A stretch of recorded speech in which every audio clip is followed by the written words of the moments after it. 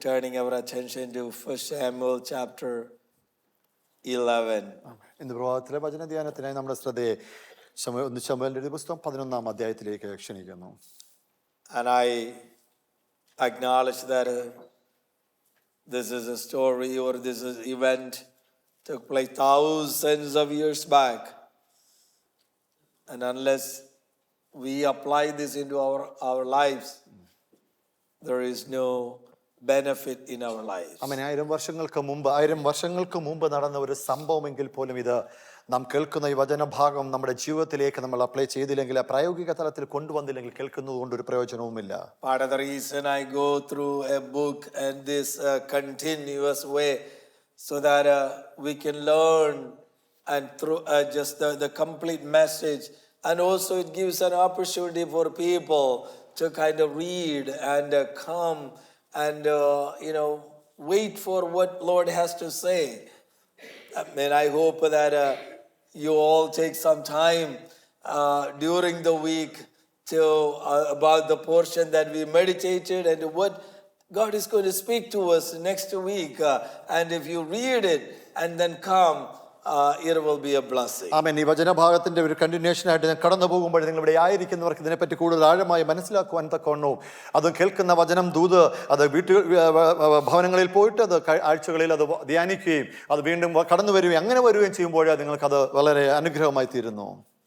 Almost 99% of the time I will go back and listen the message myself. 99% ഞാൻ എൻ്റെ ഭവനത്തിൽ കടന്നു പോയിട്ട് ഞാൻ പറഞ്ഞ ദൂതുകൾ വചനങ്ങൾ വീണ്ടും ഞാൻ അതൊന്ന് ധ്യാനിക്കുവാൻ ഇടയാകുന്നു. Many a time that things come up from here that I wasn't prepared to say, that I wanted to know what God was speaking to me. പലപ്പോഴും ഞാൻ ഒരുക്കി കൊണ്ടുവരുന്നതായിരിക്കത്തില്ല ദൈവം എൻ്റെ ഉള്ളിൽ പറയുന്നത് എന്നിൽ കൂടി സംസാരിക്കുന്നത് വ്യത്യസ്തമായതുകൊണ്ട് പലപ്പോഴും ഞാൻ അത് വീണ്ടും പോയി കേൾക്കുവാൻ ഇടയാകും. And also that gives me an opportunity to correct myself. ഇത് പറയുമ്പോൾ ഇത് കേൾക്കുമ്പോഴും വീണ്ടും എന്നെ തന്നെ ഒന്നും കൂടെ ഒന്ന് ക്രമീകരണത്തിലേക്ക് കൊണ്ടുവരുവാൻ ഇടയാകും. And sometimes when that happens, God illuminates a little bit more about the portion that we talked. വീണ്ടും ഇത് കേൾക്കുമ്പോൾ ചില കാര്യങ്ങളൊക്കെ എൻ്റെ ഉള്ളിൽ പ്രകാശിപ്പിക്കുക തന്നെ ചെയ്യുന്നുണ്ട്. Last week we meditated that God chose Saul and it was through casting the Lord system, and it was a public declaration that God chose Saul. കഴിഞ്ഞ ആഴ്ചയിൽ നാം കേട്ടത് ദൈവം ശൗലിനെ സമൂഹ മധ്യ ചീട്ടിട്ട് തിരഞ്ഞെടുക്കുന്നത് അവനെ രാജാവായി കാണുന്നതുമായാണ് കണ്ടത്. But at that time when the selection took place, but he was nowhere to be found. എന്നാൽ ആ ഒരു തിരഞ്ഞെടുപ്പിന്റെ സമയത്ത് ശൗലിനെ എവിടെയെങ്കിലും കാണുവാനില്ലായിരുന്നു. Partly because he was I believe he was still the word indicates that he was still afraid to take the responsibility. തന്റെ മുമ്പിലായിരിക്കുന്ന കർത്തവ്യം ഏറ്റെടുക്കുവാൻ തക്കവണ്ണം ഭയത്തിലായിരിക്കുന്നത് കൊണ്ടായിരിക്കാം എന്ന് ഞാൻ വിശ്വസിക്കുന്നു. He didn't feel so confident in his inadequacy. He said, you know what, I really don't feel like I can do this. തന്റെ ഉള്ളിൽ ഉയർന്നു പോകുന്ന അപര്യാപ്തകളായിരിക്കാം, ന്യൂനതകളായിരിക്കാം ഇങ്ങനെയുള്ള കർത്തവ്യത്തിലേക്ക് അവന് അടുത്തു വരുവാൻ അവന് കഴിയാത്തത്. And I can relate to that one. Sometimes we all feel that way. നാമും ഇങ്ങനെ കടന്നു പോകുമ്പോൾ നമുക്കും ഇങ്ങനെയുള്ള അവസ്ഥകൾ ഉണ്ടാവുന്നു എന്ന് എനിക്ക് ബന്ധപ്പെടുത്തി പറയാൻ കഴിയും. Years back someone gave me a book from Mother Teresa. Mother തെരേസയുടെ ഒരു ബുക്ക് ചില വർഷങ്ങൾക്ക് മുമ്പ് ഒരാൾ എൻ്റെ കയ്യിൽ തരുവാനിടയായി. And in that one a particular quote from her always stuck into my heart. ആ ബുക്കിന്റെ അകത്ത് ഇങ്ങനെ ഒരു വാചകം ഞാൻ വായിക്കുകൊണ്ട് അത് എൻ്റെ ഉള്ളിൽ എപ്പോഴും പ്രതിധ്വനിച്ചുകൊണ്ടിരുന്നു. She said, I am a very weak person. ഞാൻ വളരെ ബലഹീനനായ ഒരു വ്യക്തിയാണെന്ന് മദർ തെരേസ പറയുന്നു. And she said, I am a little pencil in the hand of a writing God. എഴുതിക്കൊണ്ടിരിക്കുന്ന ദൈവത്തിന്റെ കരവലയത്തിനകത്ത് ഒരു ചെറിയ പെൻസിലാകുന്നു ഞാൻ.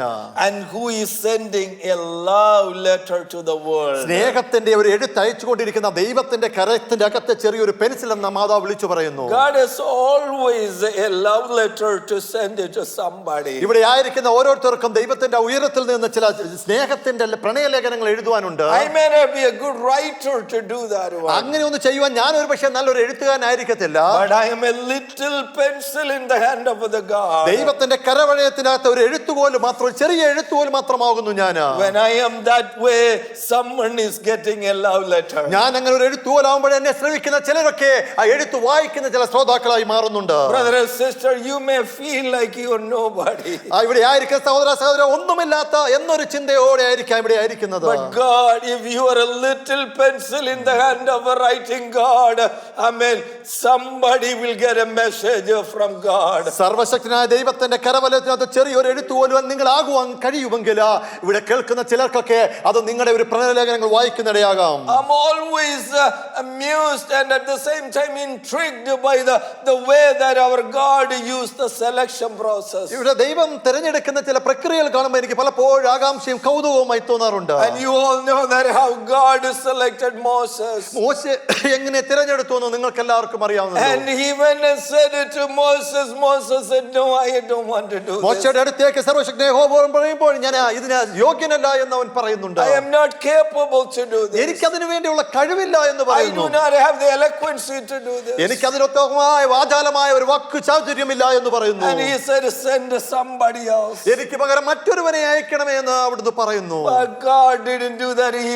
convinced him and he said, "No, you need to go." അവനെ അവന്റെ ഉള്ളിൽ പറഞ്ഞിട്ട് നീ തന്നെ കടന്നു പോകണമെന്ന് യഹോവ പറയുന്നു. And later on we see about you know about Gideon. ഗിദെയോനെ പറ്റി നാം എല്ലാവരും കേട്ടിരിക്കുന്നുവല്ലോ. And the same thing, he was so afraid and he was hiding from the Midianites. ആ മിദ്യാനിൽ നിന്ന് ഒളിഞ്ഞു മാറി നിന്ന് ഭയത്തോടെ മാറി നിൽക്കുന്ന ഒരു വ്യക്തി. Even interesting that the Bible says that he was beating the wheat in the winepress area. That's supposed to be by the threshing fold, but he was hiding in the winepress and beating the wheat. മുന്തിരിച്ച കാട്ടുന്നിടത്ത് അവിടെ നിന്ന് മാറി ഒളിഞ്ഞിരിക്കുന്ന ഒരു അവസ്ഥയിലായിരിക്കുന്ന ഗിദെയോന്. Yeah, that's the people should be squeezing the olives or the wine presses to take the oil out of that one, but he is using that place to thresh the wheat. ആ wheat എടുത്തു കളയാൻ തക്കണോ ഒരിടത്താണ് olive പിടിച്ചു പിടിയുന്ന ഇടത്താണെങ്കിൽ പോലും അവിടെ wheat എടുത്ത് കളയുന്നിടത്ത് അവനെ നിൽക്കുന്നത് കണ്ടു. Because he was so afraid. അത്രമാത്രം ഭയത്തോടു കൂടി ഇരിക്കുന്ന ഒരു അവസ്ഥ. But God said, you know what, don't be afraid, you are be brave, you are a courageous man. നീ ധൈര്യമായിരിക്കുക, നീ ഒരു ധൈര്യമുള്ളവനാണ്, നീ പേടിക്കണ്ട എന്ന് യഹോവ ദൈവം അവനോട് But then പറയുന്നു. he said, I am the least in my Manasseh family. My family is so small. I am least there. Why don't you send somebody എന്റെ else? ഗോത്രമായ മനശ്ശെയിൽ ഞാൻ ഏറ്റവും ചെറിയവനായിരിക്കുന്നു. അങ്ങനെയായിരിക്കുന്നു ഞാൻ എങ്ങനെയാണ് ഒരു ഇസ്രായേൽ ഗോത്രത്തിനെ നയിക്കുന്നത്? And here God still instilled some courage in him. ആ സമയത്ത് പോലും യഹോവയായ ദൈവം അവന്റെ ഉള്ളിലേക്ക് ചില ധൈര്യം പകരുകയുണ്ടായി.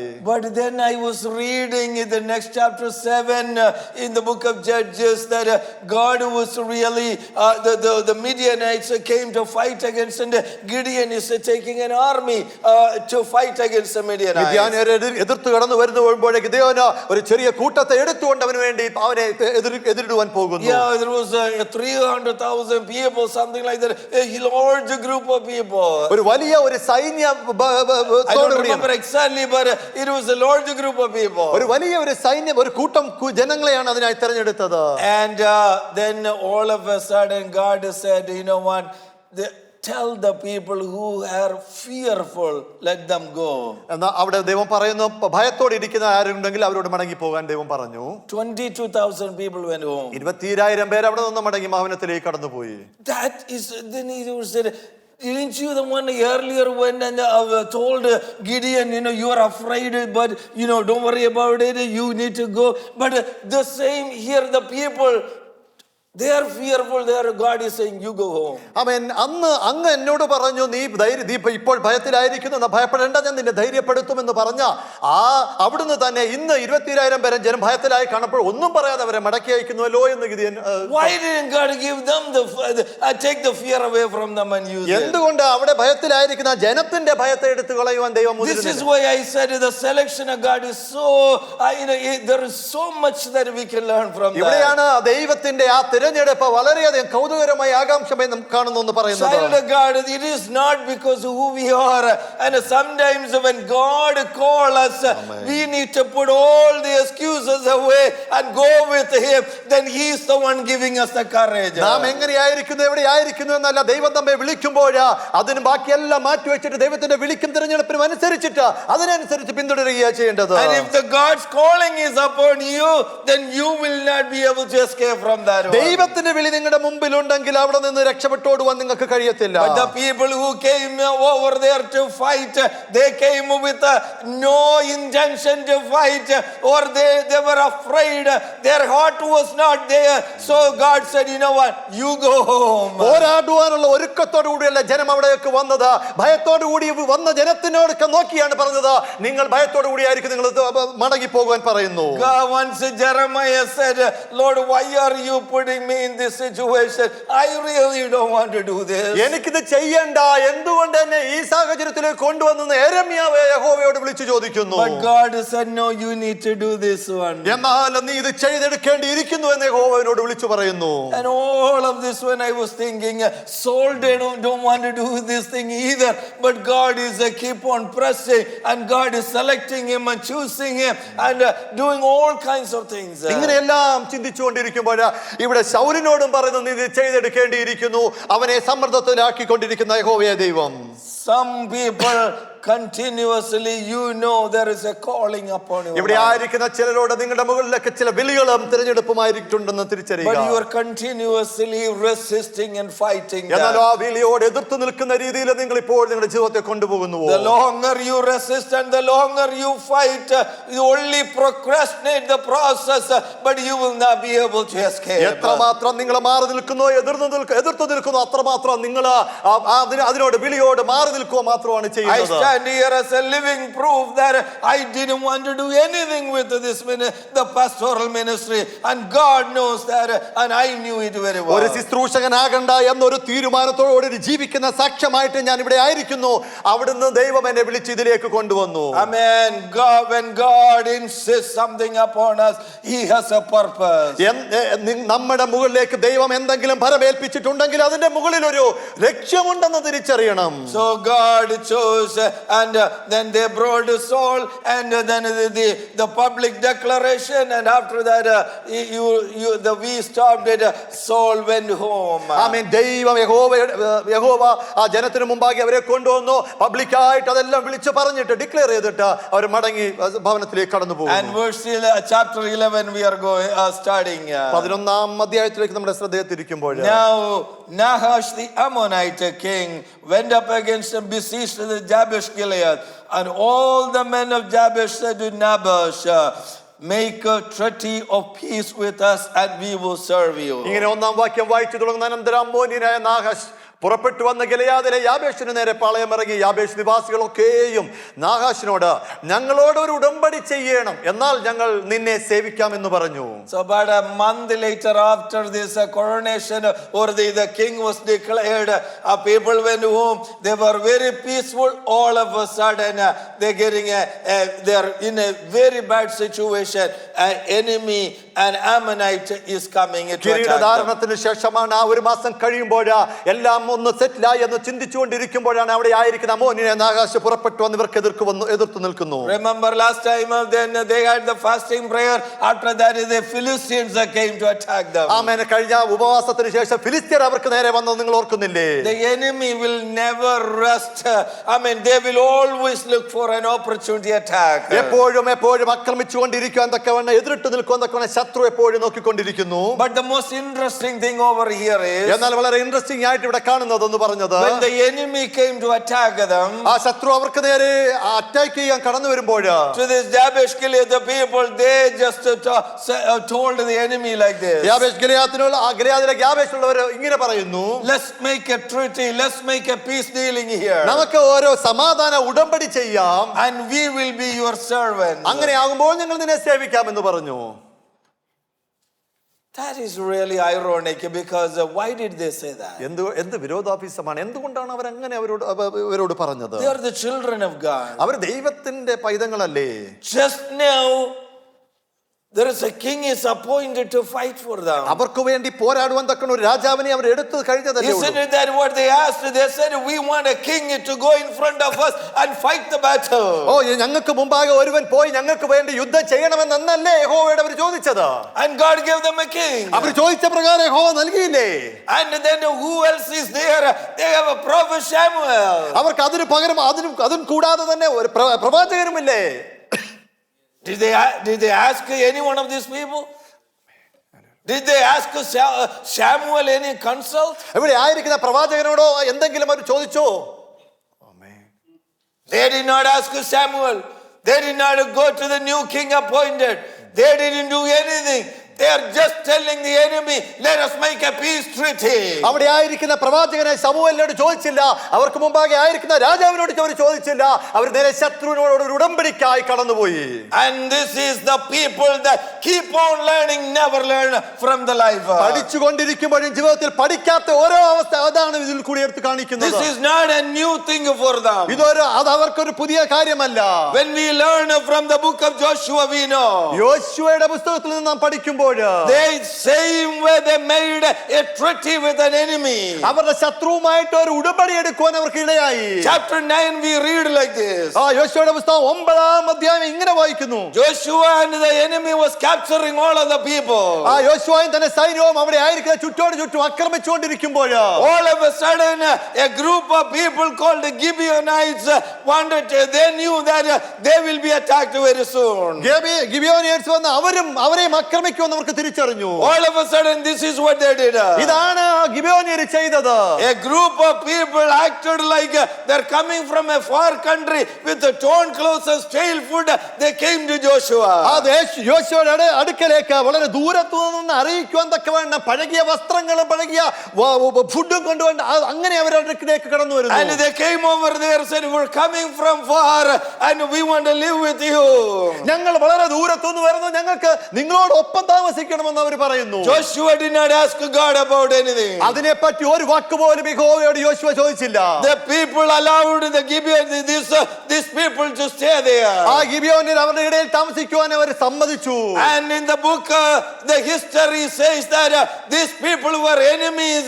They were coming over there in disguised manner and they made a treaty and they said, you just live with us. അങ്ങനെ അവർ മടങ്ങി വന്ന് ശത്രുക്കളായിരുന്നവർ അവിടെ വന്ന് അവരുമായിട്ട് ഉടമ്പടി ചെയ്ത് അവരുടെ ഇടയിൽ താമസിക്കുവാൻ ഇടയായില്ലേ? Joshua and the people gave enemy an opportunity to live among them. യോശുവയും തന്റെ കൂടെയുള്ളവരും ശത്രുക്കളായിരുന്നവരെ തന്റെ കൂടെ വസിക്കുവാൻ തക്കവണ്ണം ഇടയാക്കി കൊടുത്തില്ലേ? and they said, let these people be the servants here, let them but there was a disaster in their life. ശുശ്രൂഷകരായി ഇവർ ആയിരിക്കട്ടെ എന്ന് എപ്പോൾ യോശുവ തീരുമാനിച്ചോ അത് അവർക്കൊരു ഡിസാസ്റ്റർ ആയിട്ട് അവരുടെ ജീവിതത്തിൽ ഭവിച്ചുകൊണ്ടിരുന്നു.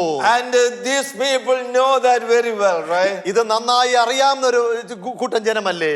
now they are just as soon as the enemy came around, they have the opportunity to resist, but they are saying, let us make a peace treaty. അവരുടെ മുമ്പാകെ വന്നിരിക്കുന്ന ശത്രുവിനെ എതിരിടുവാൻ കഴിയുമെങ്കിൽ പോലും അതിന് പെട്ടെന്ന് തന്നെ അവർ ഉടമ്പടിയിലേക്കല്ലേ ജനം നീങ്ങിയത്. brother and sister, there is a message from this. ഇവിടെ ഒരു പ്രത്യേക ദൂത് നിങ്ങളോട് വിളിച്ചു പറയുന്നത്. we keep on learning, we have history, we have examples of the past, we but prone to make the same mistake. നമ്മൾ സംഭവങ്ങൾക്ക് പകരെ സംഭവങ്ങളെല്ലാം നമ്മൾ തിരുവചനത്തിൽ പഠിച്ചുകൊണ്ടിരിക്കുമ്പോഴും അപ്പോഴും നമ്മൾ തെറ്റുകളിലേക്കല്ലേ കടന്നു പോകുന്നത്. amen. The enemy came and the Nagash came and said, amen, I'm going to attack them, but these people said, let's make a treaty. നാഗാഷ് വന്ന് ഞാൻ നിങ്ങളെ അറ്റാക്ക് ചെയ്യാൻ പോകുന്നു പറഞ്ഞപ്പോൾ ഞങ്ങൾക്ക് നിങ്ങളുമായിട്ട് ഒരു ഉടമ്പടി ചെയ്യാമെന്ന് ഈ വ്യക്തികൾ പറഞ്ഞില്ലേ? okay, verse 2 we read like this. രണ്ടാം വാക്യം ഇങ്ങനെ എടുത്തു വായിക്കുന്നത്. Nagash told them, okay, we will make a treaty, but only one condition. നിങ്ങൾ നമ്മളുമായിട്ട് ഒരു ഉടമ്പടി ചെയ്യാം, എന്നാൽ ഒരു കണ്ടീഷൻ ഉണ്ട്. I will gouge out the right eye of every people. നിങ്ങളുടെ വലം കണ്ണൊക്കെ ഞാൻ ചൂഴ്ന്നെടുക്കുമെന്ന് പറയുന്നു. that's the treaty, that is the one he want to agree upon. ഈ ഒരു ഉടമ്പടിയാണ് ഈ ജനവുമായിട്ട് ചെയ്യേണ്ടത്. why would he want to gouge out their right eye? എന്തുകൊണ്ടാണ് അവർ തങ്ങളുടെ വലം കണ്ണ് അവൻ തന്റെ വലം കണ്ണ് എടുക്കണമെന്ന് പറയുന്നത്? because if they lose their right eye, they will not be able to fight. വലം കണ്ണ് നഷ്ടപ്പെട്ടു കഴിഞ്ഞാൽ ഒറ്റയ്ക്ക് നിന്ന് പൊരുതുവാൻ അവർക്ക് കഴിയത്തില്ല എന്ന് അവനെ തിരിച്ചറിയും. if they lose the right eye, they are losing pretty much half of the sight. വലം കണ്ണ് പോകുമ്പോൾ പകുതി കാഴ്ചയല്ലേ അവിടെ അവർക്ക് നഷ്ടപ്പെടുന്നത്. at that point onwards they will have no power on the enemy. അവിടെ തൊട്ട് ശത്രുവിന്റെ നേരെ എതിരിടുവാനുള്ള ശക്തി ഉണ്ടാവാതിരിക്കുവാനല്ലേ. Interestingly, this man Nahash, the name means a serpent. സർപ്പം എന്ന പേരിനാൽ ആ നാഹാശിന്റെ പേര് വരുന്നല്ലോ. I mean, that's the meaning of it. അതാണ് അതിന്റെ അർത്ഥം. So look at how cleverly he is coming. എത്ര ബുദ്ധിപരമായാണ് അവരോട് He is ഇടപെടുന്നത്. coming, he is not really getting anything else. He only want to diminish their vision. മറ്റൊന്നും വേണ്ട, അവരുടെ ഉൾക്കാഴ്ചപ്പാടിനെ, കാഴ്ചകളെ നശിപ്പിക്കുക എന്നുള്ള ഉദ്ദേശത്തോടെ കടന്നു വരുന്ന വ്യക്തി. You remember what happened to Samson? എന്താണ് ശിംശോന് സംഭവിച്ചത് നിങ്ങൾ ഓർക്കുന്നു? He was a mighty man. വളരെ ശക്തനായ ഒരു വ്യക്തി. But later on, when the Philistines found out the secret, and they could have said, okay, you know what, we got him, we found him, and we bind him, that's all we can do. And they control Samson. ആമേ, ശക്തിയുടെ ഉറവിടം കണ്ടുപിടിച്ചോളൂ. Okay, നമുക്ക് ശക്തിയുടെ ഉറവിടം കണ്ടു, ഇവനെ അങ്ങനെ നിയന്ത്രിക്കാമെന്ന് അവർ ചിന്തിച്ചു. But they know one thing. എന്നാൽ അവർ മറ്റൊരു കാര്യം കൂടി ചെയ്തു. There is a possibility that he can regain the strength. എന്നാൽ അതിനുപരിയായിട്ട് അവൻ ഇനിയും ഒരു ശക്തി സംഭരിക്കാൻ ഇടയുണ്ട്. So they took his eyes away from him. അതിൻമൂലം അവന്റെ കണ്ണുകൂടി ചൂഴ്ന്നെടുക്കുവാൻ From ഇടയായില്ലേ. that point onwards, he is very limited. അവിടെ തൊട്ട് അവൻ വളരെ ലിമിറ്റഡ് ആയിട്ടല്ലേ അവൻ പോയത്. Because the enemy wanted to take the vision away. അവന്റെ മുമ്പിലായിരിക്കുന്ന കാഴ്ചകളുടെ ശക്തി എടുത്തു കളയാൻ ശത്രു ആഗ്രഹിച്ചു. Brother and sister, what is the application here? എന്താണ് നമ്മുടെ ജീവിതത്തിൽ ഇതുകൊണ്ട് അർത്ഥമാക്കുന്നത്? Nahash represented the enemy coming to take the sight away, the vision away from the people. ശത്രുവിനാൽ അകപ്പെട്ടിരിക്കുന്ന ആകാശം നമ്മുടെ അവിടെ വന്നിരിക്കുന്ന ജനത്തിന്റെ കാഴ്ച എടുത്തു കളയാൻ So ശ്രമിക്കുന്നു. the people will not be able to see properly. അതുകൊണ്ട് ആ ജനത്തിന് അങ്ങനെ കാണുവാൻ കഴിയാതെ മുമ്പോട്ട് ഓടും. In a spiritual sense, isn't that what is happening these days? ഇതല്ലേ ആത്മീയ നമ്മുടെ കാര്യത്തിലും ആത്മീയ കാഴ്ചപ്പാടിൽ നടക്കാൻ പോകുന്നത്. Satan want to take, the vision away from us. നമ്മുടെ ഉള്ളിലായിരിക്കുന്ന കാഴ്ചപ്പാടുകളെ എടുത്തു കളയാനാണല്ലേ സാത്താൻ He നോക്കുന്നത്. blind our inner eyes, the eyes of the heart, and he will block the vision. ഈ ഹൃദയത്തിന്റെ കണ്ണുകളെ അവൻ എടുത്തിട്ട് അതിനെ ബ്ലോക്ക് ചെയ്യുവല്ലേ ശത്രു ചെയ്യുന്നത്. And at that point onwards, we will not be able to see the right thing as the right thing. അവിടെ തൊട്ട് നമുക്ക് യഥാർത്ഥമായ കാര്യങ്ങൾ കാണുവാൻ കഴിയാത്തൊരവസ്ഥയിലല്ലേ പോകുന്നത്. If you especially focus on the young people in these days, the social postings, when you look at it, why are they writing some of the things that the way they write? Because the enemy has taken the vision away from them, and they do not know, they cannot see the right and സാമൂഹ്യ wrong. മാധ്യമത്തിൽ കൂടി നമ്മുടെ യൗവനക്കാരായ കുഞ്ഞുങ്ങൾ അത് കാണുമ്പോൾ അതിനകത്ത് തെറ്റും ശരിയും തിരിച്ചറിയാതെ ശത്രു അവന്റെ കണ്ണുകളെ കുരുടാക്കിയത് കൊണ്ട് കുരുടിന്റെ ഇരുട്ടിന്റെ അവസ്ഥയിലേക്കല്ലേ അവർ എഴുതിക്കൊണ്ടു പോകുന്നത്. When we are not able to see, നമുക്ക് അതിന്റെ യഥാർത്ഥത കാണുവാൻ കഴിഞ്ഞില്ല എങ്കിൽ he is conquering us. അവിടുന്ന് ശത്രു നമ്മളെ കീഴടക്കുവാൻ തുടങ്ങുവല്ലേ. Because we cannot, fight with the enemy at that ആ point. ശത്രുവിന്റെ തന്ത്രങ്ങളെ തിരിച്ചറിയാതെ പോരാടുവാൻ കഴിയാത്ത അവസ്ഥയിലല്ലേ യൗവനക്കാരൻ. Several thousand years back, the physical eye, Nahash wanted to take, but all this generation, the Satan is to take the spiritual vision from us. 1000 വർഷങ്ങൾക്കപ്പുറമായി നാഹാശ് തന്റെ ജനത്തിന്റെ കണ്ണുകൾ എടുക്കണമെന്ന് ആഗ്രഹിച്ചപ്പോൾ ഇങ്ങിപ്പുറ സാമൂഹ്യ മാധ്യമത്തിൽ നമ്മുടെ യൗവനക്കാരെ കുഞ്ഞുങ്ങളുടെ ആത്മീയ കണ്ണുകളെ കുരുടാക്കുന്ന തരത്തിലല്ലേ പോകുന്നത്. That's why 2 Corinthians chapter 2 verse 11 Paul said like this. അതാണ് 2 കൊരിന്ത്യർക്ക് എഴുതിയ ലേഖനം 2:11 ഇങ്ങനെ വായിക്കുന്നത്. You should not allow the Satan to take advantage of you. ഓ സാത്താൻ നമ്മുടെ തന്ത്രങ്ങളെ നമ്മളെ എടുക്കുവാൻ അനുവദിക്കരുത്. Because we are not ignorant about the schemes of him. അവന്റെ തന്ത്രങ്ങളെ നാം അറിയാത്തവരല്ലല്ലോ. Even though we say the same words again and again. ഇപ്പോഴും നമ്മൾ അതെല്ലാം ആ വചനം തന്നെ പറഞ്ഞുകൊണ്ടിരിക്കും. How many times we fall into the trap of the devil? എത്ര പ്രാവശ്യം സാത്താന്റെ തന്ത്രങ്ങളിൽ അകപ്പെട്ടു പോയി. How many times he approaches through different ways, we easily fall into that. പല വഴികളാൽ നമ്മുടെ അടുത്തേക്ക് ജീവിതത്തിലേക്ക് അടുത്തു വരുമ്പോൾ ആ വഴികൾക്കകത്ത് നമ്മൾ വീണുപോയി. How many times we made a peace treaty with Satan? ഈ പിശാചുമായി എത്ര പ്രാവശ്യം നമ്മൾ ഇഴുകിച്ചേർന്നു പോയി. But then at that time we don't realize we agree for a peace treaty. Then only we know that we're falling into more and more danger. എടുക്കുന്ന തീരുമാനത്തിന്റെ സമയത്ത് സമാധാന ഉടമ്പടിയായി മുമ്പോട്ടോടുമ്പോൾ പിന്നെ നമ്മൾ അറിയും അയ്യോ അവന്റെ കുടുക്കുകളിൽ വീണുപോയല്ലോ എന്ന്. That is why then the enemy comes after our souls, and you only want, if we're willing to kind of give half of our sight to him, He will make a deal with us. ആമേൻ. അങ്ങനെ പകുതി കാഴ്ച പോകുമ്പോൾ അങ്ങനെ അവൻ ഒരു ഉടമ്പടി ചെയ്യുമെന്ന് പറയുന്നു. Please do not allow this thing ever in your life. നമ്മുടെ ജീവിതത്തിൽ ഇങ്ങനെ ഒന്ന് വരുവാൻ അനുവദിക്കല്ലേ. Now verse 3. മൂന്നാം വാക്യം ഇങ്ങനെ വായിക്കുന്നു. The elders of Jabesh told Nahash, give us 7 days so that we will send the word throughout Israel, and if nobody saves us, we will agree to your demand. യാബേഷിലെ മൂപ്പന്മാർ അവനോട്, ഞങ്ങൾ Israel ദേശത്തെല്ലായിടവും ദൂതന്മാരെ അയപ്പാൻ തക്കവണ്ണം ഞങ്ങൾക്ക് 7 ദിവസത്തെ ഇട തരണം. ഞങ്ങളെ രക്ഷിപ്പാൻ ആരുമില്ലെങ്കിൽ ഞങ്ങൾ നിന്റെ അടുക്കൽ ഇറങ്ങി വരാമെന്ന് പറയുന്നു. Why didn't they say this thing in the beginning? എന്തുകൊണ്ട് ഇവർ ആദ്യം ഇത് പറഞ്ഞില്ല? Why did they say that we will make a deal before? They should have said, you know what, give us 7 days. അവൻ ഉടമ്പടി ചെയ്യുന്നതിന് മുമ്പേ അവർക്ക് പറയാമായിരുന്നു 7 ദിവസം നീ ഞങ്ങൾക്ക് തരണമെന്ന്. But now they thought the deal with the enemy will be an easy one. But when they realized the complexity of it, all of a sudden they need a savior. ശത്രുവിന്റെ മുമ്പാകെ പോയി ഉടമ്പടി ചെയ്യാൻ പോകുമ്പോൾ അവരുടെ ഉടമ്പടി സാധാരണ ആയെന്ന് തോന്നുമ്പോൾ ഇപ്പോൾ ഉടമ്പടി കേട്ട് കഴിഞ്ഞപ്പോൾ അവർക്ക് വീണ്ടും ഒന്ന് മറിച്ച് ചിന്തിക്കേണ്ടി. We easily go and make a deal with other people. നമ്മളെ ചുറ്റുമായിരിക്കുന്നവരോട് നമ്മൾ സാധാരണമായി ചെന്ന് നമ്മൾ സമാധാന ഉടമ്പടി ചെയ്യില്ലേ? And when we fall into trouble and when we know that we are in deep trouble, നമ്മൾ കെണിയിൽ വീണു എന്ന് തിരിച്ചറിഞ്ഞു കഴിയുമ്പോഴാണ് that is the time we declare 7-day fasting prayer, and we need a pastor from somewhere to come, and we need a deliverance. കെണിയിൽ വീണു എന്ന് അറിഞ്ഞു കഴിയുമ്പോഴാണ് നമ്മൾ 7 ദിവസം ഉപവാസ പ്രാർത്ഥനയോ മറ്റുള്ള ശുശ്രൂഷകന്മാർ വന്ന് നമുക്ക് വേണ്ടി പ്രാർത്ഥിക്കണമെന്ന് കരഞ്ഞു വരുന്നത്. We should have the fasting prayer all the time so that we don't get into that kind of trouble. ഇങ്ങനെയുള്ള ഇങ്ങനെയുള്ള കുടുക്കുകളിൽ വീഴാതിരിക്കാൻ തക്കവണ്ണം ഇതിനു മുമ്പ് തന്നെ പ്രാർത്ഥനയും ഉപവാസത്തിലും തുടങ്ങുന്നത്. When the enemy come to you, ശത്രു നമ്മുടെ മുമ്പാകെ ജീവിതത്തിൽ കടന്നു വരുമ്പോൾ, let me put in a very simple application, because I don't want any one of you sleep here. ഇവിടെ ആയിരിക്കുന്ന നിങ്ങൾ ഉറങ്ങാതിരിക്കാൻ വേണ്ടി ചില കാര്യം ഞാൻ നിങ്ങളോട് വിളിച്ചു പറയട്ടെ. Amen. It is simple application. ഒരു ചെറിയ ഒരു കാര്യം നിങ്ങളോട് പറയാം. It could be college, it could be school, it could be at workplace. We will never know which way the enemy is coming. നമ്മൾ ജോലി സ്ഥലത്തായിരിക്കട്ടെ, കോളേജിലായിരിക്കട്ടെ, സ്കൂളിലായിരിക്കട്ടെ, ഏത് വഴിയാണ് ശത്രു തന്ത്രങ്ങളുമായി വരുന്നത് നമുക്ക് അറിയത്തില്ല. I am much older than many of you. I have yet not seen a Satan in its a figure. I don't know how a Satan look like. നിങ്ങളെക്കാട്ടി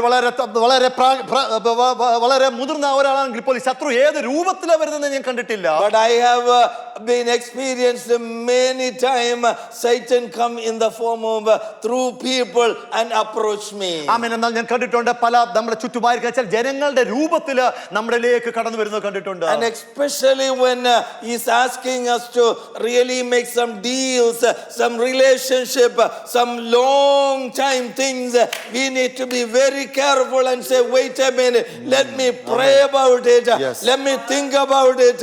Let me ask, consult about it. Amen. Let me talk to my parents about it. Amen.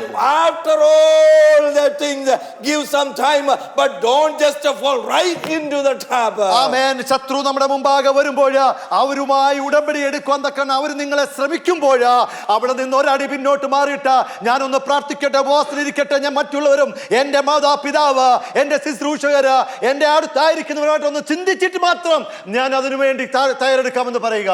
Amen. Many people don't do that one. അങ്ങനെയുള്ള കാര്യങ്ങൾ പലരും ചെയ്യാതെ പോകുന്നുവല്ലോ. They get attracted by the devil, and just like they think it is so beautiful, and they fall into the trap. വളരെ മനോഹരിതമെന്ന് തോന്നുമാറ്, കണ്ണരസകമാറുമെന്ന് തോന്നുമാറ്, അത് കുടുക്കിന്റെ അകത്ത് കെണിക്കകത്ത് പലപ്പോഴും പലരും അടക്കപ്പെട്ടു പോകുന്നു. After how many hour days we pray, it may not have the same result. എന്നാൽ അത് കഴിഞ്ഞ ശേഷം എത്ര ദിവസം പ്രാർത്ഥിച്ചാലും അതിന് വേണ്ടുന്ന ഒരു റിസൾട്ട് ഉണ്ടാവാൻ സാധ്യമല്ല. This old man is preaching from this pulpit again and again so that some of you will never ever fall into this trap. ഇന്ന് പ്രഭാതത്തിൽ ഇവിടെ നിന്ന് ഞാൻ ഈ വിളിച്ചു പറയുമ്പോൾ നിങ്ങൾ അങ്ങനെ ഒരു കെണിയിൽ അകപ്പെടാതിരിക്കാൻ തക്കവണ്ണമാണ് വീണ്ടും വീണ്ടും നിങ്ങളോട് വിളിച്ചു പറയുന്നത്. Amen. Especially when it comes to some relationship or some friendship.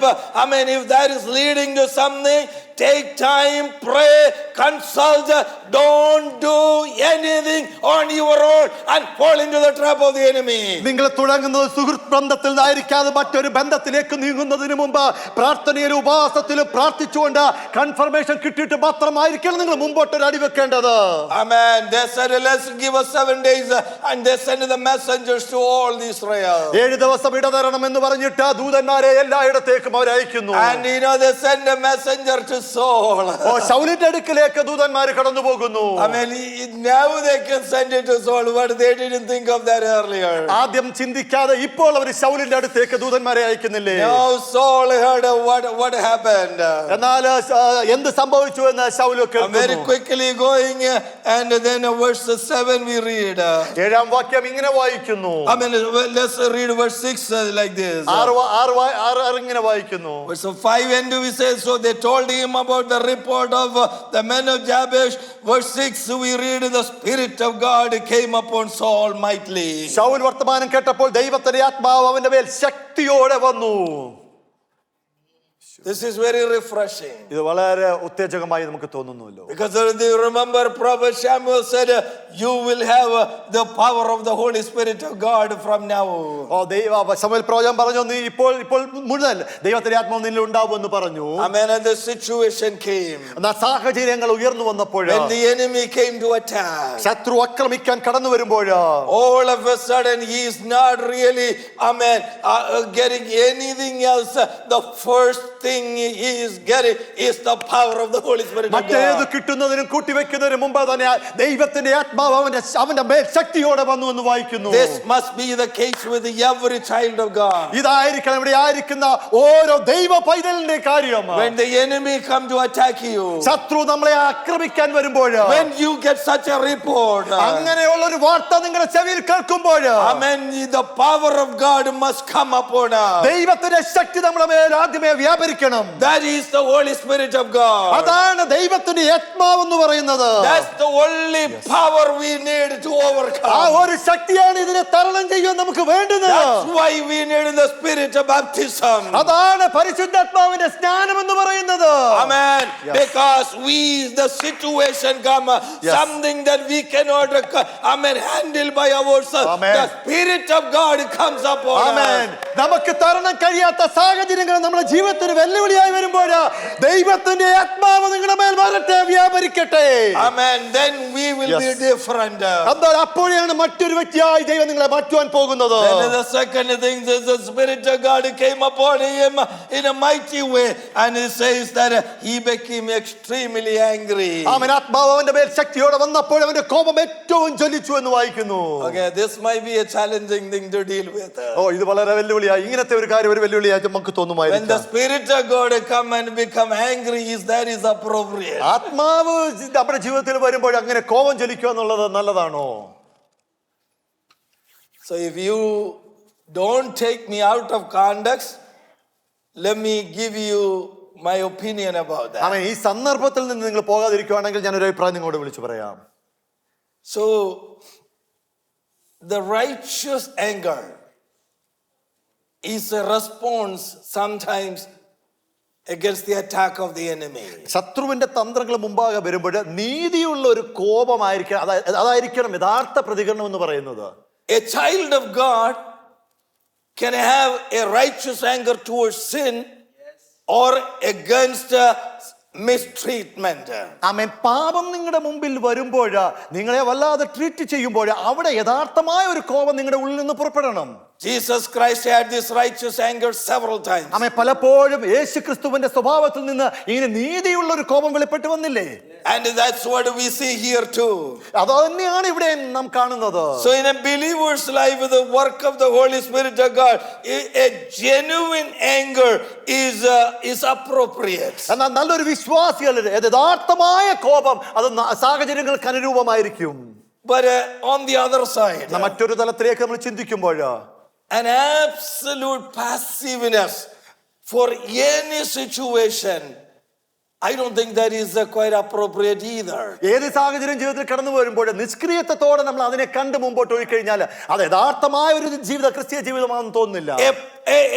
A full passive nature can be a compromise or a cooperation with the enemy. ആമേൻ. ഒന്നും പറയാതെ നിഷ്ക്രിയത്വത്തോടെ കാണുന്ന സാഹചര്യങ്ങളെ മിണ്ടാതെ പോകുന്നെങ്കിൽ അത് ശത്രുവിനോട് നിങ്ങൾ ഉടമ്പടി ചെയ്യുന്നതിന് തുല്യമാണ്. I'm not, again, be with me, I am not talking about the carnal desires of the flesh, or that we get angry for an unnecessary reason. That's not what I'm talking about. A righteous anger for the benefit of the kingdom of God. Amen. And for God is appropriate. ആമേൻ. നമ്മുടെ ഉള്ളിൽ ഉണരുന്ന വികാരങ്ങൾക്ക് അനുരൂപമായിട്ട് നിങ്ങൾ കോപം വെക്കണമെന്നല്ല പറയുന്നത്. ദൈവത്തിന്റെയും ദൈവരാജ്യത്തിനും എതിരായി പൊങ്ങുന്നതിനെതിരെ നീതിയോടുള്ള ഒരു കോപമായിരിക്കണം നിങ്ങൾക്ക് വരേണ്ടത്. Because that only express my burning passion against that thing. അതാണ് നമ്മൾ ദൈവമായിട്ട് ഉള്ളിൽ ഉയരുന്ന കത്തിയേറിയുന്ന ആ ഒരു സ്നേഹത്തെയാണ് കാണിക്കുന്നത്. Here look at what happened to Saul. He's saying my people are going to be attacked. ആമേൻ. ഇവിടെ ആയിരിക്കുന്ന ശൗലിന്റെ മുമ്പാകെ ആയിരിക്കുന്ന ജനം ആക്രമിക്കപ്പെടാൻ പോകുന്നു. But there is one more thing is there. എന്നാൽ ഒരു കാര്യം കൂടി നിങ്ങൾ തിരിച്ചറിയണം. The demand of the enemy is the right eye of every one of my people. എന്റെ ജനത്തിന്റെ വലങ്കണ്ട് ചൂഴ്ന്നെടുക്കുവാനല്ലേ അക്രമി ശ്രമിക്കുന്നത്. And that I am not going to tolerate. അതൊരിക്കലും ഞാൻ സഹിച്ചു കൊടുക്കത്തില്ല. Amen. That's the burning anger in him. അങ്ങനെയുള്ള ഉള്ളിലെരിയുന്ന കത്തേരിയുന്ന ഒരു കോപമാണ് അവിടുന്ന് കാണുന്നത്. Brother and sister, the same thing we all ought to have. എന്റെ നിങ്ങളുടെ ജീവിതത്തിൽ ഉള്ളിലെ ഇങ്ങനെയുള്ള ഒരു ആവശ്യമായിരിക്കണം. When the enemy attack one of our brother or sister, ഇവിടെ ആയിരിക്കുന്ന സഹോദരനെയോ സഹോദരിയോ ഏതെങ്കിലും ശത്രു ആക്രമിക്കാൻ തുടങ്ങുമ്പോൾ there must be a burning passion in me. ഉള്ളിലെ ഉയരുന്ന ഒരു ശക്തി, ഒരു എരിയുന്ന ഒരു തീ And ഉണ്ടായിരിക്കണം. sometimes that anger leads into authority. ആ ഒരു കോപം ഒരു അധികാരത്തോട് മാറട്ടെ. That gives you the power to rebuke. ആ ഒരു അധികാരം ശാസിക്കുന്ന അധികാരമായി മാറട്ടെ. Amen. But on the other side, Yes. if nothing, you don't feel any burning passion about that one, then what is your condition? ചുറ്റുമുള്ളവർ കടന്നു പോകുമ്പോൾ അതിനെ നോക്കിയിട്ട് നിങ്ങളുടെ ഉള്ളിൽ ഒന്നും സംഭവിക്കുന്നില്ലെങ്കിൽ എന്നാൽ എന്തൊരു സ്നേഹമാണ് നിങ്ങളുടെ ഉള്ളിൽ വ്യാപരിക്കുന്നത്. Jesus looked at the temple and then he realized my worship place is being used for something else. ദേവാലയത്തെ നോക്കിയിട്ട് എന്റെ ദേവാലയം മറ്റൊരു ആവശ്യത്തിന് വേണ്ടി ഉപയോഗിച്ചിരിക്കുന്നു എന്ന് കണ്ട യേശു He had the ക്രിസ്തു righteous anger there. അവിടെ ഒരു നീതിയുള്ള കോപമല്ലേ യേശു ക്രിസ്തു വെളിപ്പെട്ടു വന്നത്. What happens if I compromise, if I close my eyes and say, okay, whatever they do, I don't want to get involved. I don't want to be there a bad person. And if I walk away, you are supporting that thing. അപ്പൊ ഞാൻ കണ്ടിട്ട് ആ വ്യക്തി എന്തെങ്കിലും ചെയ്യട്ടെ എന്ന് കണ്ണടച്ചു പോയാൽ ഞാൻ ആ വ്യക്തിയെ സപ്പോർട്ട് ചെയ്യുന്നതിന് തുല്യമായി പോകില്ലേ. So don't walk out from here and say, Pastor encouraged all of us to get angry. ഇവിടെ നിന്ന് ഞാൻ പാസ്റ്റർ പറഞ്ഞു എന്ത് അനീതി കണ്ടാലും അതിനെതിരെ പ്രതികരിക്കണം, കോപം വരണമെന്ന് പറഞ്ഞ് കേട്ടോണ്ട് പോകരുത്. No, the Spirit of God came upon him. Amen. And he had a burning anger in him so that against the enemy, he was so much concerned about the kingdom. ദൈവത്തിന്റെ ആത്മാവ് ശക്തിയോടെ ഉള്ളിലേക്ക് തന്റെ മകളിലേക്ക് വന്നിട്ട് ആ ദൈവരാജ്യത്തെ ഓർത്തിട്ട് അവന്റെ ഉള്ളിൽ നിന്ന് തീയെരിഞ്ഞു എന്നാണ് പറയുന്നത്. So all of a sudden, what he did? എന്താണ് ചെയ്തതെന്ന് അറിയുന്നുണ്ട്. He was coming from the field and he got 2 oxen and he cut all of them into pieces and sent it to all of the Israel and said, I want every one of you come out to fight against this enemy. ഒരേർക്കാളെ പിടിച്ചിട്ട് കഷ്ടമായി കണ്ണിച്ചിട്ട് ദൂതന്മാരുടെ കയ്യിൽ Israel ദേശത്ത് എല്ലായിടവും കൊടുത്തയച്ചു. ആരെങ്കിലും ശൗലിന്റെയും ശമൂവേലിന്റെയും പിന്നാലെ പുറപ്പെട്ടു വരാതിനാൽ അവന്റെ കളകളെ ഇങ്ങനെ ചെയ്യുമെന്ന് പറയിച്ചു. Okay, the end of verse 7 we read, the fear of the Lord fell upon the people. ആമേൻ. അവസാന ഭാഗം വായിക്കുമ്പോൾ അപ്പോൾ യഹോവയുടെ ഭീതി ജനത്തിന്മേൽ വീണു. Hallelujah. This is another application. അത് മറ്റൊരു പ്രായോഗിക നമ്മുടെ ജീവിതത്തിൽ കൊണ്ടുവരുന്ന ഒരു Saul is doing his part. ശൗലിന്റേതായ ചെയ്യുന്നു. He sent a strong message.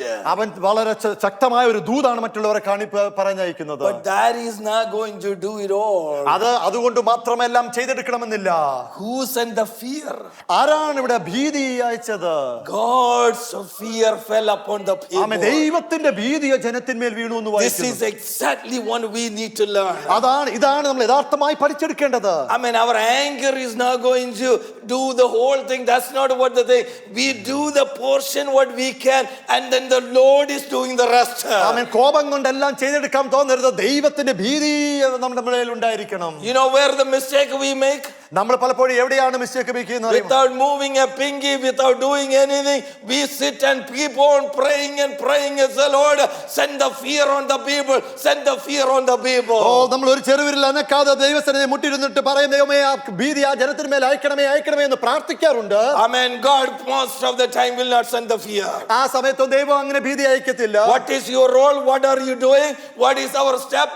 And then, amen, if we do what we can do, then God will send the fear. നമുക്ക് എന്ത് ചെയ്യാൻ കഴിയുമോ, എന്ത് സ്റ്റെപ്പാണ് നിങ്ങൾ എടുക്കുവാൻ ചെയ്യുന്നത് ദൈവം നോക്കിയിട്ട് അതിനനുസരിച്ചാണ് ദൈവം. This is a message for this church. ഇവിടെ ആയിരിക്കുന്ന സഭയോട് വ്യക്തമായി വിളിച്ചു പറയുന്ന ദൂതാണിത്. We are praying, God send a fear in this community in Delaware. ആമേൻ. ഈ ഡെലവേർ പ്രദേശത്തെ ജനങ്ങളുടെ മേൽ ഒരു ഭീതി അയക്കണമേ എന്ന് ഒരുപക്ഷെ നിങ്ങൾ പ്രാർത്ഥിക്കുന്നുണ്ടാകാം. But we need to have a burning passion that rising up from within us, and we do what we need to do, then God will send the fear. നമ്മൾ ആയിരിക്കുന്ന ഇടത്തുനിന്ന് എഴുന്നേറ്റ് ഉള്ളിലെറിയുന്ന തീയോടുകൂടി നമുക്ക് ചെയ്തെടുക്കാൻ കഴിയുന്ന ചെയ്തെടുക്കുമ്പോൾ ദൈവം അപ്പോഴാണ് ആ ഭീതി അയക്കുന്നത്. Amen. By fight, amen. If we go someplace, and even let me give an example, to some house when we go by the divine direction, and we go over there, the moment we step into that house, the fear of the God will come upon them. ദൈവിക ആലോചനയാൽ നിങ്ങൾക്ക് ഒരു ഭവനത്തിൽ പോകണമെന്ന് നിങ്ങൾക്ക് തോന്നി അവിടെ പോയി കാൽ ചവിട്ടുമ്പോൾ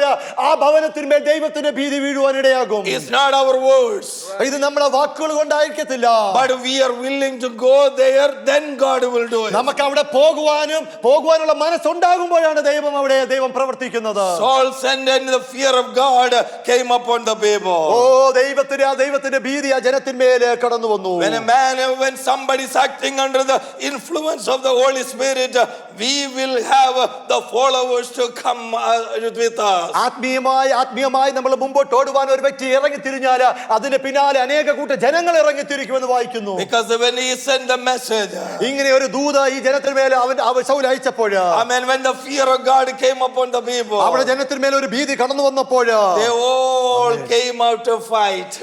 ഈ യുദ്ധം ചെയ്യുവാൻ തക്കവണ്ണം അവരെല്ലാം ഇറങ്ങി തിരിച്ചു. When their brothers were in crisis, amen, they are willing to come and do what they can. തന്റെ സഹോദരങ്ങൾ ആ പ്രശ്നത്തിലായെന്ന് അറിഞ്ഞപ്പോൾ അവരെല്ലാവരും ഒരു മനസ്സോടെ ഇറങ്ങി പുറപ്പെട്ടു എന്ന് വായിക്കുന്നു. Amen. That's what we read here. അതാണ് ഇവിടെ നമ്മൾ വായിച്ചെടുക്കുന്നത്. Oh, there is one man send a message, and then a lot of people coming out. ഒരു വ്യക്തിയാൽ പറഞ്ഞയക്കപ്പെട്ട ദൂത ഒരു പറ്റ ജനങ്ങൾ ഇറങ്ങിത്തിരിക്കുവാൻ ഇടയായില്ലേ? Amen. Saul send a message. There is another application there. മറ്റൊരു കാര്യം വീണ്ടും ദൂത നിങ്ങളോട് വിളിച്ചു പറയുന്നത്, ശൗൽ ഒരു ദൂത അയച്ചു. Amen. Saul said to the people. ആ ജനത്തോട് ഇങ്ങനെ വിളിച്ചു പറഞ്ഞ Saul, amen, that inspired the people. ആ ജനത്തെ ഒന്ന് ഉത്തേജിപ്പിക്കുവാൻ ഇടയായില്ലേ? Amen. How many a time? എത്ര പ്രാവശ്യം തന്നെ? Amen. We know we need to do, but we are not willing to take a step. നമ്മൾ ചെയ്തെടുക്കണം എന്നുള്ളൊരു കർത്തവ്യബോധം ഉള്ളിൽ ഉണ്ടെങ്കിൽ പോലും അതിനെ എടുക്കുവാൻ കഴിയാതെ മാറി നിൽക്കുന്നു. When we don't send such a message to the people, അങ്ങനെയുള്ള ദൂതുകളോ മെസ്സേജുകളോ മറ്റൊരു വ്യക്തിക്ക് അയച്ചില്ല എങ്കിൽ that will not inspire anybody. അത് ആരെയും അവരെ ഇൻസ്പയർ ചെയ്യാൻ ഇടവരത്തില്ല.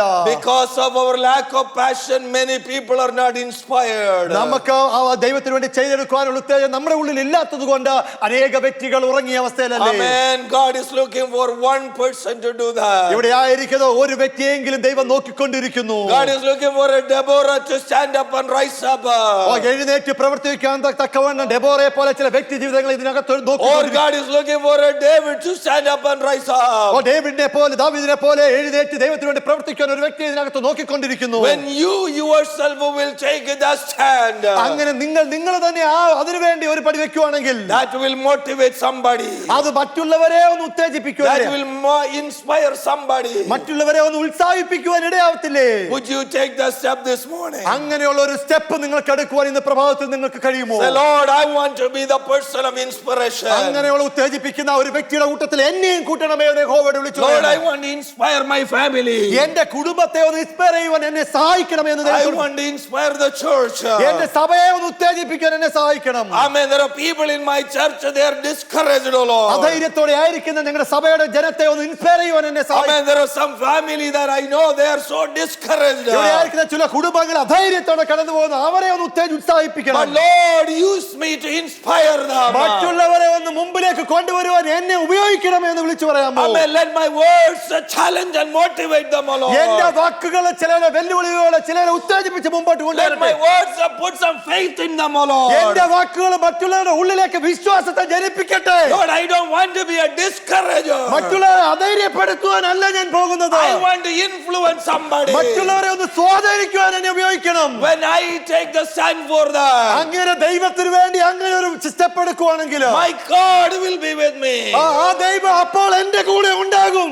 Look at the people of Jabesh. അവർ യാബേശിലെ നിവാസികളെ ഒന്ന് നോക്കിയേ. They are so fearful of the attack of the enemy. ആ ശത്രുവിന്റെ അക്രമങ്ങളെ പേടിച്ചിരിക്കുന്നില്ലേ? Partially agreed to the enemy and said, we will serve you. ഭാഗികമായി ഉടമ്പടി ചെയ്ത് ഞാൻ നിങ്ങളെ സേവിക്കാമെന്ന് പറഞ്ഞ നിവാസികളല്ലേ? And now Yes. they are getting a deliverance. ഇവിടെ എന്നാൽ ഈ സാഹചര്യത്തിൽ വിടുവിക്കപ്പെടാൻ പോകുന്ന ഒരു അവസ്ഥയിലേക്ക് പോയില്ലേ? Because of one man's message. ഒരു വ്യക്തിയുടെ ദൂത് കൊണ്ടല്ലേ അത് സംഭവിച്ചത്? Amen. He sent a word to the people. അവിടെ ആയിരിക്കുന്ന ജനത്തിന് മേലെ ദൂത് അയച്ചില്ലേ ആ വ്യക്തി?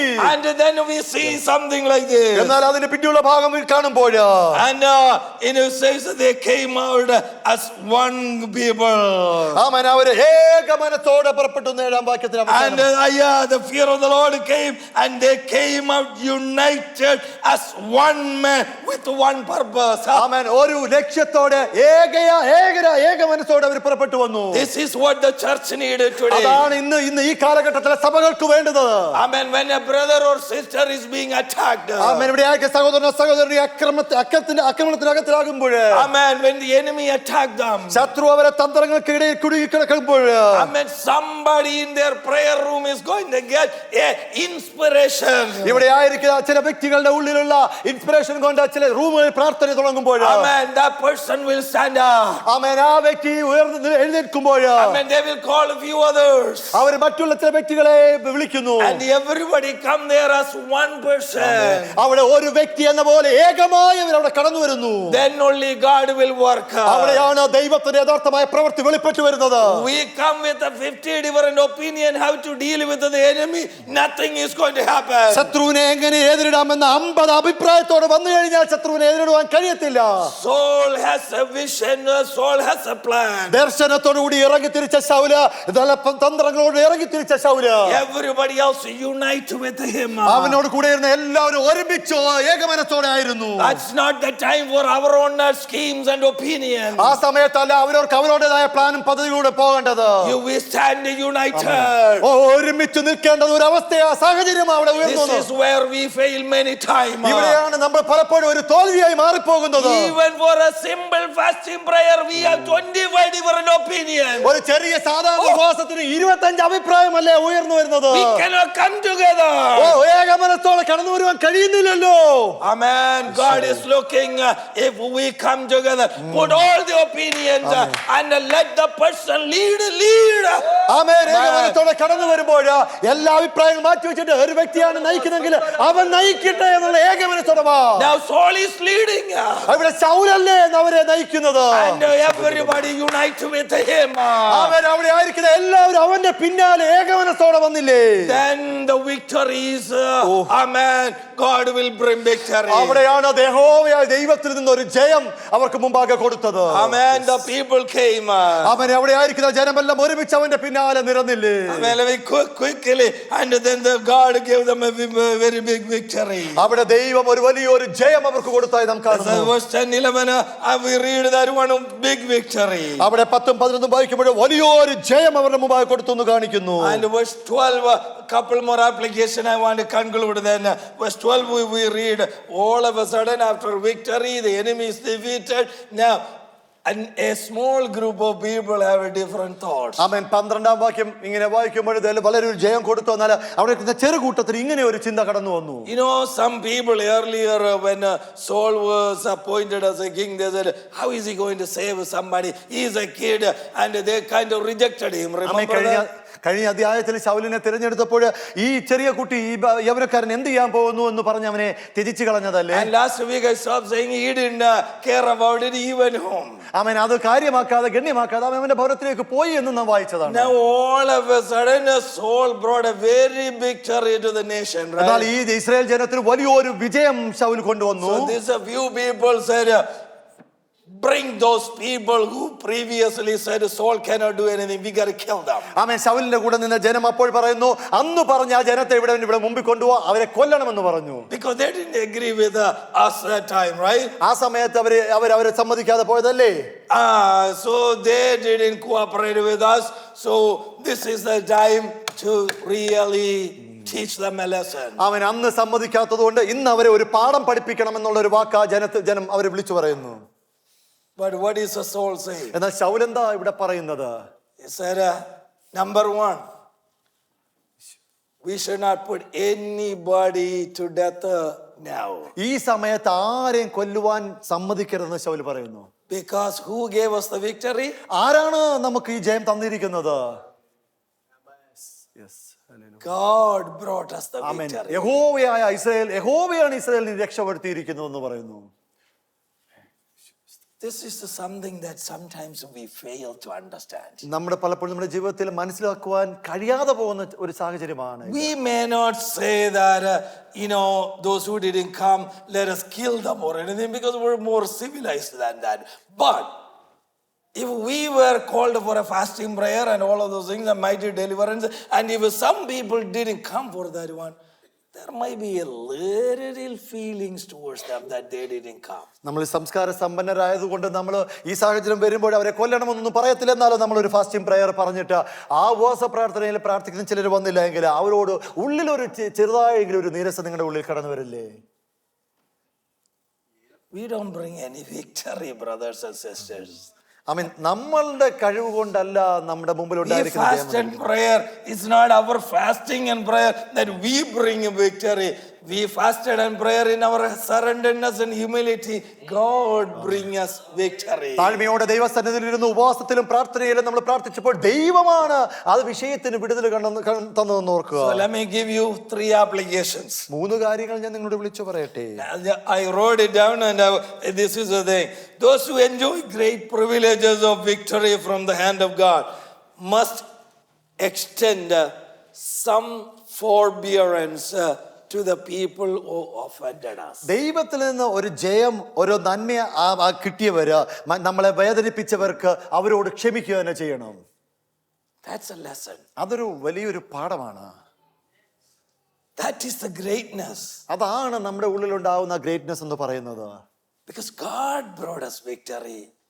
We need to have such a room for forgiveness to the people who hurt us.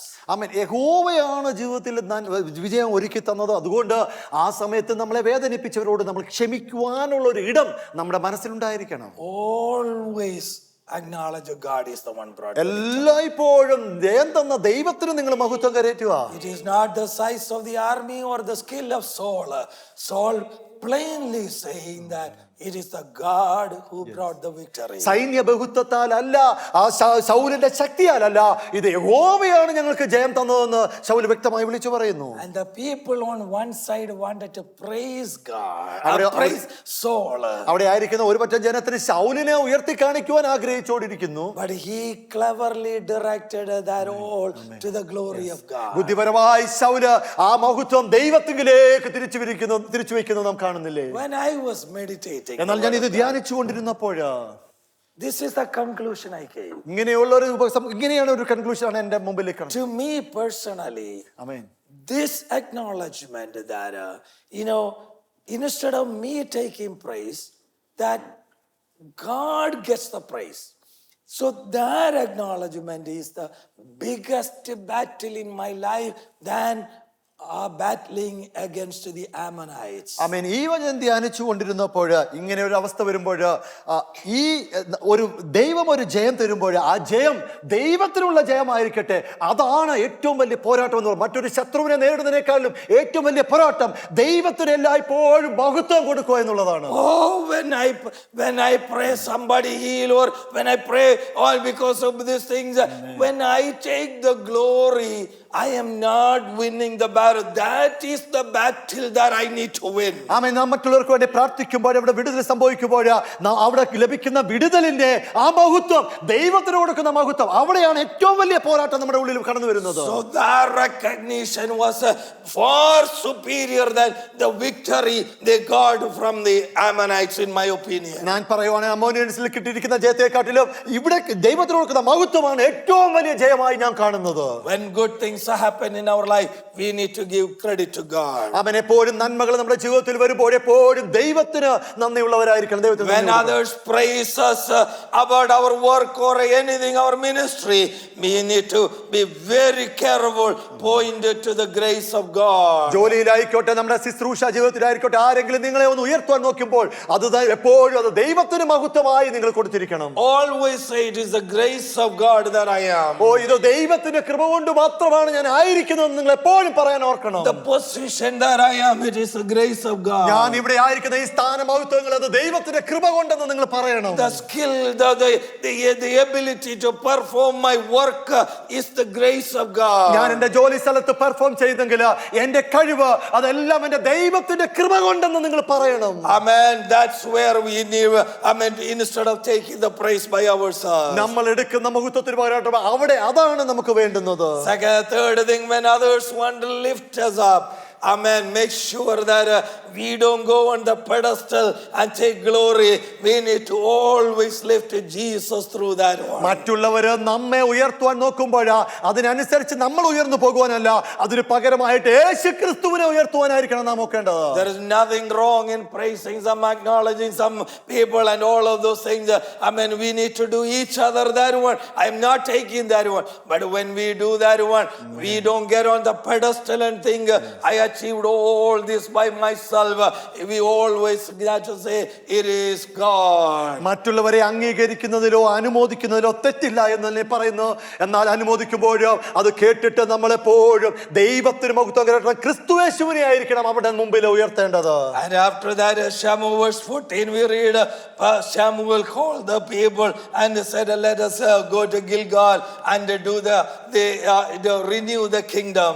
ആമേൻ. പിന്നെ 14 വാക്യത്തിൽ പിന്നെ ശമൂവേൽ ജനത്തോട് വരുവിൻ നാം ഗിൽഗാലിൽ ചെന്ന് അവിടെ വെച്ച് രാജത്വം പുതുക്കുക എന്ന് പറഞ്ഞു. Amen. Verse 15 we read they made Saul the king before the public. ആമേൻ. 15 ശൗലിനെ ആ ജനത്തിന്റെ മുമ്പാകെ രാജാവാക്കി എന്ന് നാം വായിക്കുന്നു. How many times now they did this thing? ആമേൻ. ഇത് എത്ര പ്രാവശ്യം ഇത് ചെയ്തിരിക്കുന്നു. Amen. Paul anointed us the king, and then last chapter we saw that Saul declared God chose now Samuel after the victory, bringing Gilgal to the Gilgal and said, no doubt this guy is the king. ആമേൻ.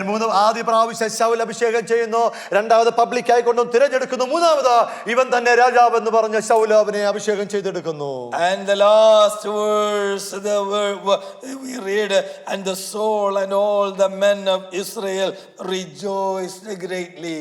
ആമേൻ. ശൗലും ഇസ്രായേല്യരൊക്കെയും ഏറ്റവും സന്തോഷിച്ചു എന്ന ആ വചനത്തിന്റെ അവസാന ഭാഗം വായിച്ചു. Chapter 11 verse 1 we read like this. 11-ാം അധ്യായത്തിലെ 1-ാം വാക്യം ഇങ്ങനെ വായിച്ചു തുടങ്ങി. And verse 2, when the enemy came and said, let me take your eyes so that you will be a disgrace. At end of 2, you will be a disgrace upon all Israel. നിങ്ങളുടെ വലം കൊണ്ടൊക്കെ ചൂഴ്ന്നെടുക്കും, എല്ലാ ഇസ്രായേലിൻ മേലും ഈ നിന്ന വരുത്തുകയും ചെയ്യുമെന്ന് പറഞ്ഞ ശത്രു. Amen. That was the attempt of the enemy. അതാണ് ശത്രുവിന്റെ തന്ത്രം എന്ന് പറയുന്നത്. To bring disgrace on the people. മറ്റുള്ളവരുടെ മേലെ ദൈവത്തിന്റെ ജനത്തിന് മേലെ നിന്ന വരുത്തുക എന്ന് ശ്രമിച്ചു. Chapter 11 ends like that. It was not a disgrace.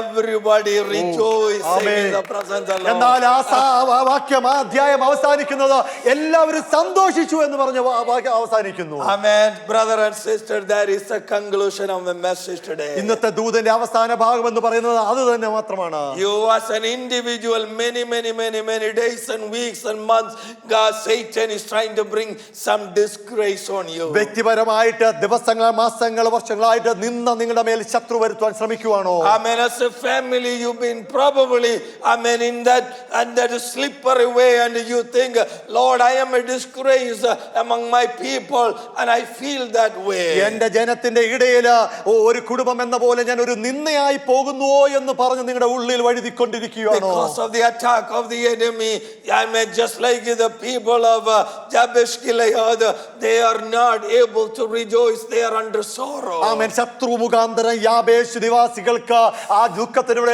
സന്തോഷിക്കാൻ കഴിയാത്ത അവസ്ഥയിൽ കൂടി കടന്നുപോയപ്പോൾ, And I want to tell you, they made some mistakes trying to make a treaty with the enemy. ആമേൻ. ഉടമ്പടി ശത്രുവുമായി ഉടമ്പടി വെക്കാൻ തക്കവണ്ണം അവർ മുതിർന്നു.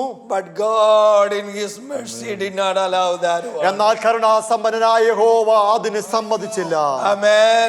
He delivered the people out of the disgrace. അങ്ങനെയുള്ള നിന്ദയിൽ നിന്ന് യഹോവ അവരെ വിടുവിച്ചു, വേർതിരിച്ചെടുത്തില്ലേ? He brought a soul out, and the soul inspired others, and they came together as one man and fought the enemy. ശൗലിനെ വിളിച്ചു വേർതിരിച്ച് യഹോവയുടെ ശക്തി വന്ന ആ ശത്രുവിന്റെ എതിരെ യുദ്ധം ചെയ്തവർക്ക് വിജയം കൊടുത്തു. Amen. And then they were all rejoicing. അങ്ങനെ അതിനുശേഷം അവരെല്ലാം സന്തോഷിച്ചില്ലേ? Amen.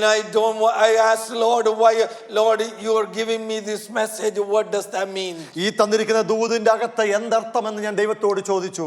Lord, isn't it the people in the church, their families going through, amen, to the point of disgrace? ഇവിടെ ആയിരിക്കുന്ന ചില കുടുംബങ്ങൾ വ്യക്തികൾ നിന്ദയിൽ കൂടി കടന്നു പോകുന്ന അവസ്ഥയാണോ ദൈവമേ? Lord, are you going to put me on the stage to tell these things? ഇങ്ങനെയുള്ള ഒരു കാര്യം പറയാൻ തക്കവണ്ണമാണോ ഇന്ന് ഈ പ്രഭാതത്തിൽ എന്നെ ഇവിടെ കൊണ്ടുവരുന്നതെന്ന് ഞാൻ ചോദിച്ചു. But I asked Lord, what will you do to remove the disgrace? ആ നിന്നെ ഒന്ന് മാറ്റിക്കഴിയാൻ തക്കവണ്ണം അങ്ങ് എന്ത് ചെയ്യാൻ പോകുന്നു എന്ന് ഞാൻ ചോദിച്ചു. And the Holy Spirit dealt with me and said, amen, it was not anybody's plan, it was my plan, son, that amen, brought a soul and the enemy to the defeat and brought victory. ആമേൻ. ഞാൻ മറ്റുള്ളവരുടെ plan അല്ല, ഇത് എന്റെ പ്ലാനാണ്. ശത്രുവിനെയും ശൗലിനെയും കൊണ്ടുവന്ന ആ ശത്രുവിന്റെ മേലെ വിജയം കൊടുത്തത് എന്റെ പ്ലാനാണെന്ന് വിളിച്ചു പറഞ്ഞു. And that same God is your God and my God this morning. ആമേൻ. ഇന്ന് പ്രഭാതത്തിലും ആ ദൈവത്തെയാണ് ഞാനും നിങ്ങളും വിളിക്കുന്നത്. Amen. Your disgrace will be changed. നിങ്ങളുടെ നിന്ദയാക്കാൻ പോവുകയാണ്. Amen. God will change it, and there will be a day that you will rejoice. ഒരു ദിവസം നിങ്ങളും ആ നിന്ദ മാറി നിങ്ങൾ ദൈവത്തിന് ജയഘോഷമായി ജയാളിയായി നിൽക്കുന്ന ഒരു അവസ്ഥയുണ്ട്. Amen. The chapter 11 begins with so much pain and disgrace. വളരെ വേദനയോടും നിന്ദയോടും തുടങ്ങിയ ഒരു അധ്യായത്തിന്റെ ആരംഭം. But chapter 11 rejoicing over there. എന്നാൽ ആ അധ്യായം അവസാനിക്കുന്നത് സന്തോഷത്തോടു കൂടി അവസാനിക്കുന്നു. And that day is not far from you. അങ്ങനെയുള്ള ഒരു ദിവസം നിങ്ങളുടെ ജീവിതത്തിൽ വിദൂരമല്ല എന്ന് വിളിച്ചു പറയട്ടെ. If that same God do not bring victory and joy in our life, we are serving a wrong God. ആ ദൈവം, അന്നത്തെ ദൈവം, അന്ന് വിജയം കൊടുത്ത ദൈവം ഇന്ന് നിങ്ങളുടെ ജീവിതത്തിൽ വിജയം തന്നില്ലെങ്കിൽ നമ്മൾ യഥാർത്ഥ ദൈവത്തെ അല്ല സെർവ് ചെയ്യുന്നു പറയാം. Amen. We are serving two different gods. നമ്മൾ രണ്ട് വ്യത്യസ്ത ദൈവങ്ങളെ ആയിരിക്കാം വിളിക്കുന്നത്. Let us try to say, Lord, you are the same God. എന്നാൽ ഇന്ന് പ്രഭാതത്തിൽ വിളിച്ചു പറയാമോ, ദൈവമേ ആ ദൈവം തന്നെയാണ് ഇന്ന് പ്രഭാതത്തിൽ ഞാൻ വിളിക്കുന്ന ദൈവം. Lord, there are problems in my life that I cannot solve myself. എനിക്ക് തന്നെ തരണം ചെയ്യാൻ കഴിയാത്ത പ്രശ്നങ്ങൾ എന്റെ ജീവിതത്തിലുണ്ട് ദൈവമേ. Lot of eyes are looking at me, Lord. ഓ, പല കണ്ണുകളും എന്നെ തന്നെ നോക്കിക്കൊണ്ടിരിക്കുന്നല്ലോ. I don't have a plan. എനിക്ക് എന്റേതായ ഒരു പദ്ധതിയില്ലല്ലോ. I trust in you this morning. ഇന്ന് പ്രഭാതത്തിൽ അങ്ങിൽ തന്നെ വിശ്വാസം അർപ്പിക്കുക.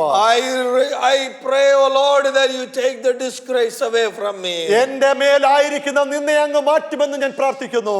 Lord, I pray that you bring joy and rejoicing in my life. സന്തോഷവും ആനന്ദവും എന്റെ ജീവിതത്തിൽ കൊണ്ടുവരുമെന്ന് ദൈവമേ ഞാൻ അങ്ങയോട് പ്രാർത്ഥിക്കുന്നു. This word I take it wholeheartedly, Lord. പൂർണ്ണ ഹൃദയത്തോടെ ഈ ദൂതനെ ഞാൻ ഏറ്റെടുക്കുക. Amen. I take that with me, Lord. ആമേൻ. അത് എന്നോടൊപ്പം തന്നെ ഈ ദൂത് ഞാൻ ഏറ്റെടുക്കുക. You have seen my tears, O Lord. ആമേൻ. എന്റെ കണ്ണിനെ കണ്ട ദൈവമാണങ്ങ്. You have seen my tears and my cry. എന്റെ കണ്ണുനീരും എന്റെ നിലവിളിയും അങ്ങ് കണ്ടതാ. And I know you will honor me. ആമേൻ. അങ്ങനെ മാനിക്കുമെന്ന് എനിക്കറിയാം. Hallelujah. Because I love you, I trust you. ആമേൻ. ഞാൻ അങ്ങയെ സ്നേഹിക്കുന്നു, ഞാൻ അങ്ങിൽ പൂർണ്ണ വിശ്വാസം അർപ്പിക്കുന്നു. And you are my God. ആമേൻ. അങ്ങ് എന്റെ ദൈവമാ. ഹല്ലേലൂയ.